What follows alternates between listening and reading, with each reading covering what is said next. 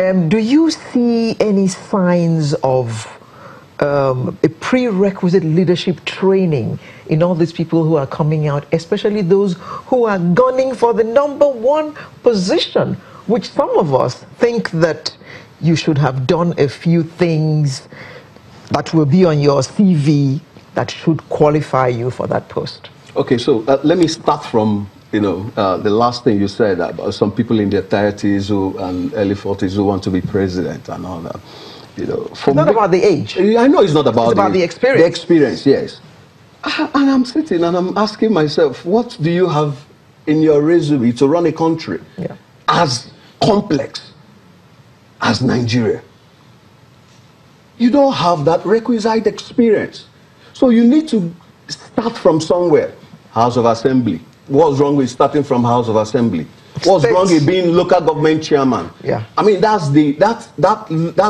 tier of government is actually the tier that is closest to the people. As a matter of fact, the local government chairman who does very well has a greater chance of becoming a state governor than somebody who comes out from the blues and wants to be a governor.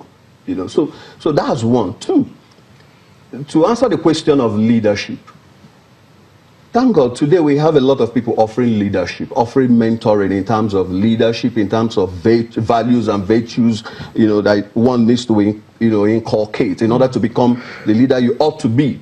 But the problem is, my generation is very, they are very fast. They are very quick. They are looking for it cheap. They are circumventing, structures and institutions in order to get there. That's the IT age, right?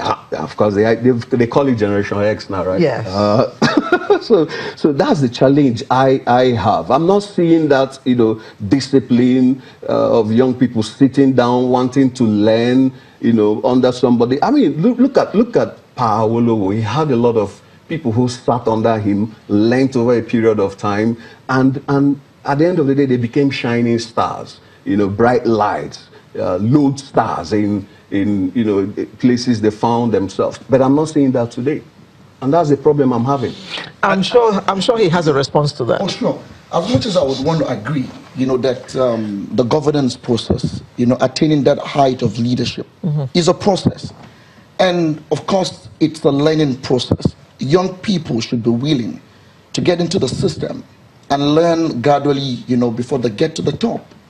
But I want to disagree totally with him that young people in this country do not have the requisite qualification and expertise, to hold these leadership positions.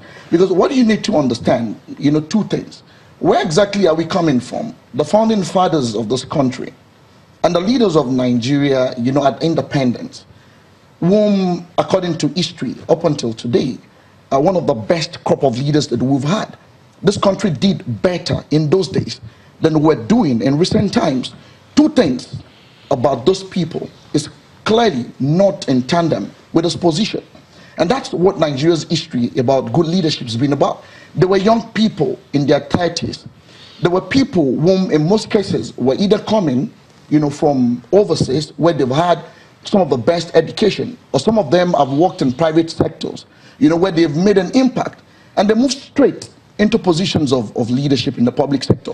And they did well. Two things were on the side at that time: the enthusiasm, the youthful exuberance, the capacity and the ability, the agility. And of course, when you add that to education, and you add it to some level of experience, either in the private sector or in the public sector, you're ready for leadership. For young people today, I like to say very clear to you that when I tell you that a young man goes into the political field and the electorate, especially the people at the grassroots, are willing to say, no, keep the money, we're willing to go with you. It's not basically about we going to sell an entitlement mentality or the fact that because I'm young, I'm entitled to take over the mantle of leadership. Just hold on a second. Okay. It's about the new ideas. It's about the fresh possibilities that we're selling to the people. It's about the innovative trends of what leadership is in the 21st century.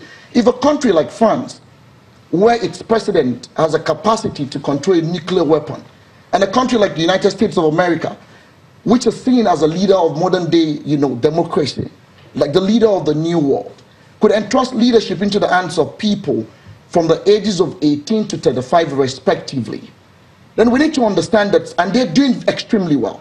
We need to understand that something is wrong with our own leadership system that bars the young people from active political participation, because it's the more you participate. Are you also aware, one second, are you also aware of the training? You mentioned the president of France. Yes. He was an intern. That's correct. In some countries, in the missions, in some countries, France's mission. He was here. In some countries, one of those countries is Nigeria. So he understood diplomacy. He understood. He was in the field to see how diplomacy was being carried out in different countries, and then he was also. I'll give you an example. So what the question is, the kind of training we have, and Eka, we're coming to you. The kind of training that we have. The guest we had here talked about our training system is built to produce servants, and not leaders. Do you think we have? The point is, without participation, you cannot have expertise. What we're saying is, take the bar off. Remove the impediments to young people going into the process. It has been removed now. Okay, so young people are going in. I'd like to tell you something. Yeah. When I started out, like you introduced me as a House of Representative aspirant, I started out to run for House of Representative, but I'm not running for House of Reps at the moment. I'm running for House of Assembly. I'm going back down to the lowest level of governance, you know, with my people. When I got there, a lot of people saw me as some sort of, you know, coming from that top thing, and I sat down with them.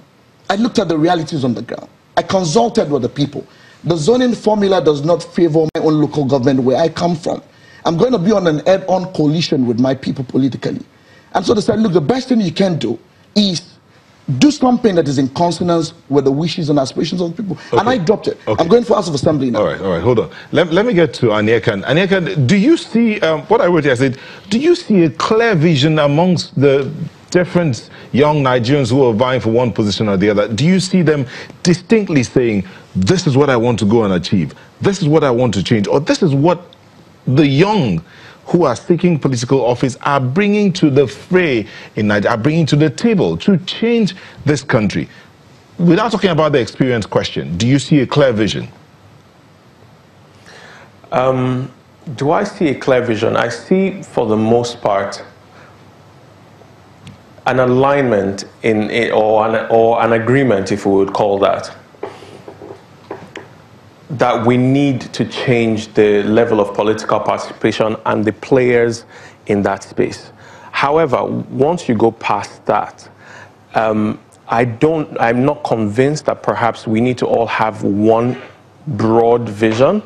We can adopt elements of the same thing. But I want to say this, because a lot of things have been touched on already.